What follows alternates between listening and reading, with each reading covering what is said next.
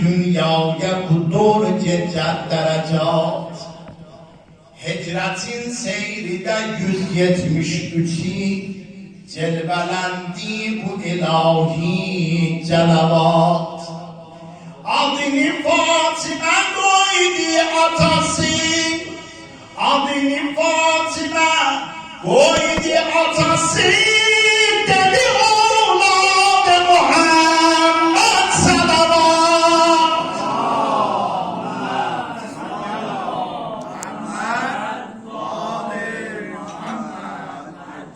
Salavatı eşidip açtı gözün.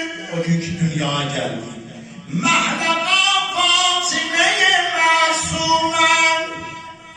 Necme Hatun anası öptü gözün.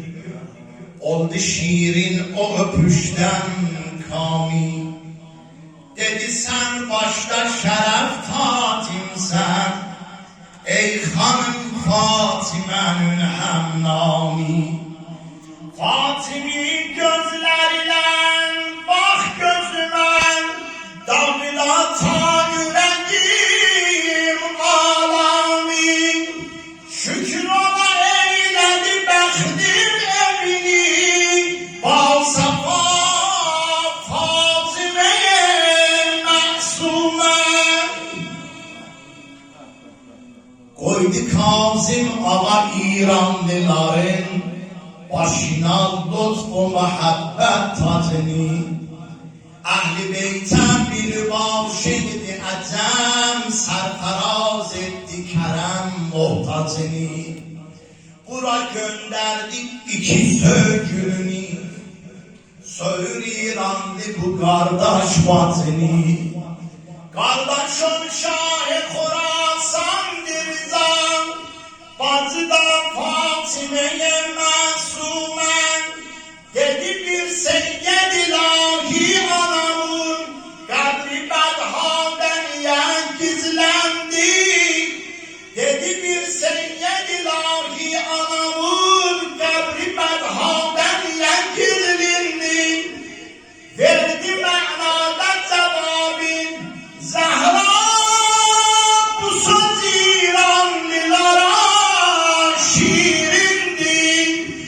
Buyurun bunda celali balamın, öz celalindi o Zahra bindi.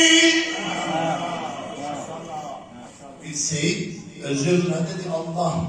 Niye hanım Zahra'nın kabri çizildi? Hanım Zahra alemi mənada belə cavab verir. Verdi mənada cevabin Zahra. Bu söz İranlılara şiirindi.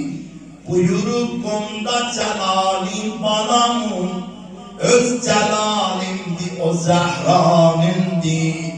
Öz kızımdi özüme nayemidi, ba vefa Fatime'ye masume.